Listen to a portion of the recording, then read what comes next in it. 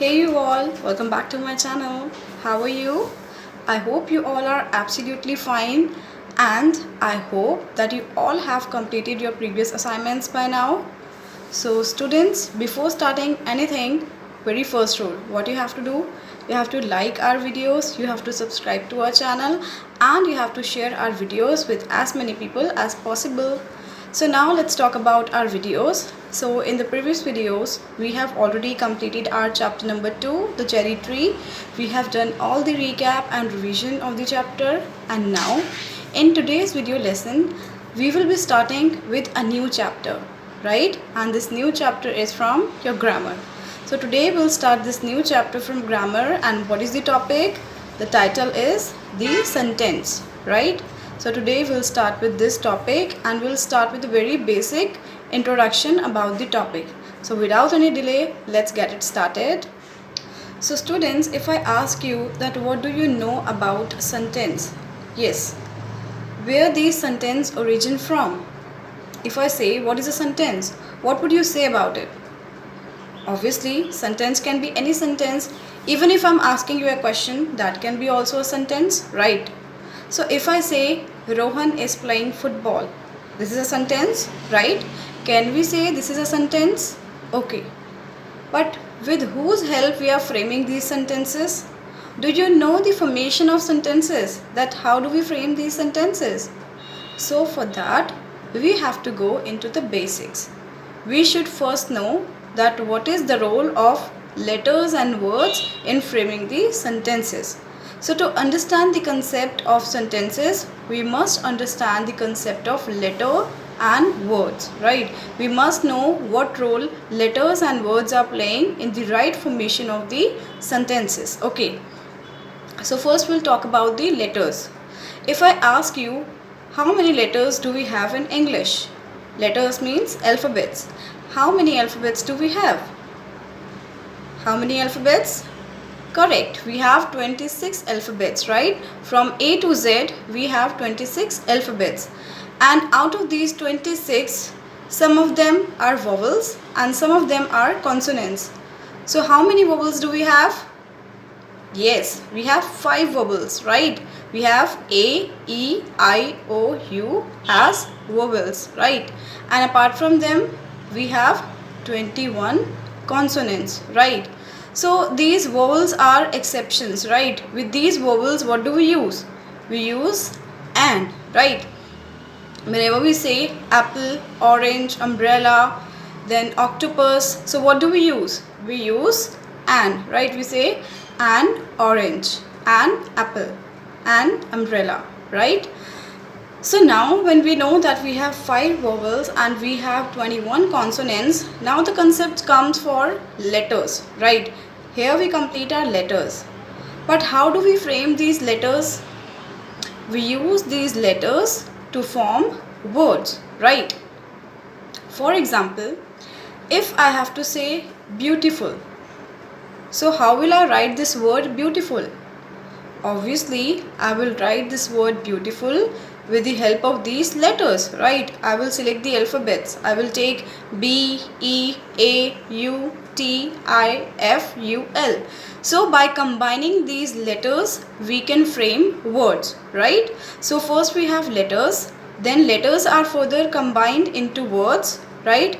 And these words are formed to make sentences, right? So the right arrangements of the words to form meaningful sentences is very important. So when we talk about a sentence, we should make sure that at the first position we should have our subject, and then we should have a helping verb, then we should have the main verb, and after that at the last what do we have? Very good, at the last we have our objects. For example, if I have this sentence, Sheetal is dancing gracefully. So now I have used some words, right? Some words in that arrangement so that it should come meaningful, right? For example, if I'm saying Sheetal is dancing gracefully, now at first position what I'm having? Sheetal. So here Sheetal is what? Sheetal is my subject, right? Then I have used is. So it means it is my helping verb. Now I said after is dancing. Now dancing is my main verb, right? My verb is dance and it is further conjugated with ing. So what it become? It becomes dancing, right? And at the last I have gracefully as my object. So if I say Sheetal is dancing gracefully, in this sentence Sheetal is my subject. Now why Sheetal is my subject? Because this is the doer of the sentence, right? Sheetal is the one who is doing the action, so that is why she is the subject. Now can I say like this, Sheetal dancing gracefully? Can I say? No. Why I cannot say like this? Because to complete my sentence I need some helping verb as well. Without using a helping verb I cannot complete my sentence. Are you getting it? Understanding? Okay. So that is why the right arrangement of the words is very important in order to create a meaningful sentence.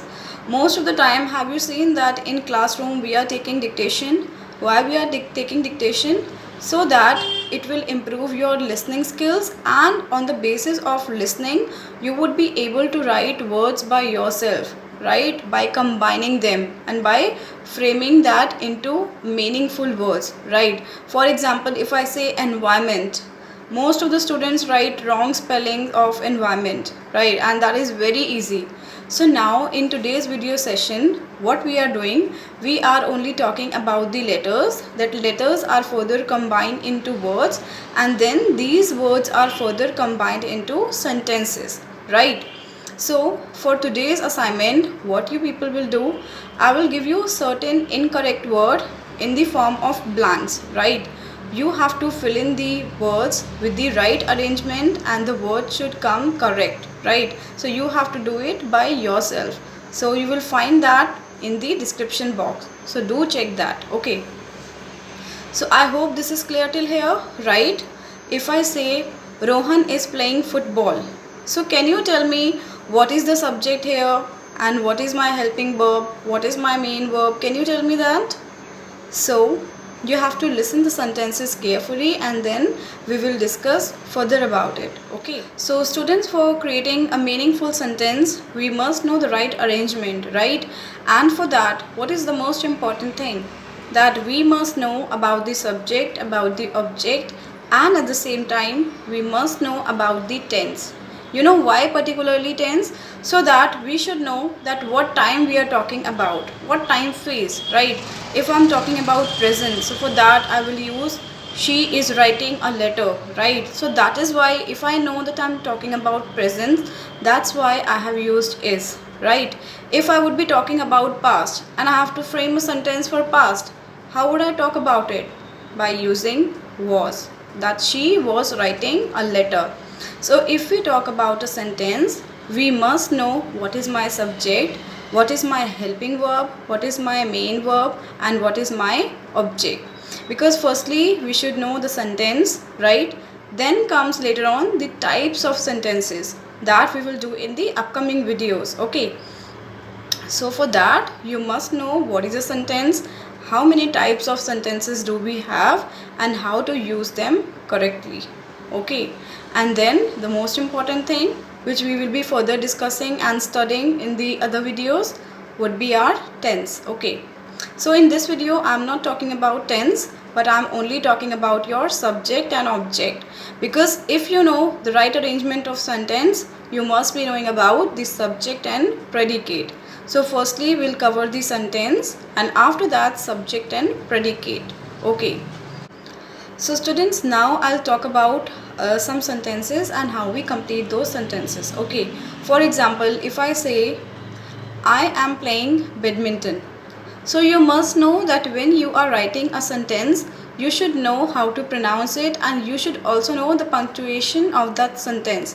For example, if I say I am playing badminton, so in this sentence, first of all, we always start our first letter with the capital, right? So in this sentence, our I should be written as capital. So I, again I is my subject, because here who's the doer? I am the doer, right? Because I am doing this action. So I am playing badminton. In this, I is my subject M is my, what is M? M is my helping verb. Yes, very good. M is my helping verb, and then next is playing. Now playing is my main verb, right? Playing is my main verb, which is further conjugated with play plus ing. So together it become playing, right? And football is my object. Yes. And after completing this sentence, what I will put? I will put a full stop in order to show that my sentence is complete. So are you understanding this? Now let's talk about second sentence. If I say, why you are wasting your time? Question mark. So in this sentence, although it is also a sentence, but it is a different type of sentence. Here I am asking you a question, but then also this is also a sentence, right? So if I say, why you are wasting your time, our W should be written in capital, then our, why are you wasting your time, and then question mark. Okay, understood? Now let's see third one. If I say, Rohit is a very intelligent boy. Rohit is a very intelligent boy. So what will come? R should be capital, then is my helping verb, then a boy, is an article, a boy, and then if I say intelligent, this intelligent I am talking about whom? I am talking about Rohit. And immediately after completing the sentence, what I will put? I'll put a full stop. So these are certain sentences. So now in the next video I will further talk about the types of sentences. So students, I hope this lesson is clear to you all, that first we have letters, right? Then we have words, and these words are further combined into sentences. So that's it for today's class. And before going, what do we always do? You have to like the video, you have to subscribe to our channel so that you won't miss any notification, and you have to share the videos with as many people as possible to spread knowledge everywhere, right? So now I'll meet you all in the next video. Till then, keep on learning, keep on practicing, and if you have any doubts, please mention me in the comment section along with your name, class and section. Goodbye for now.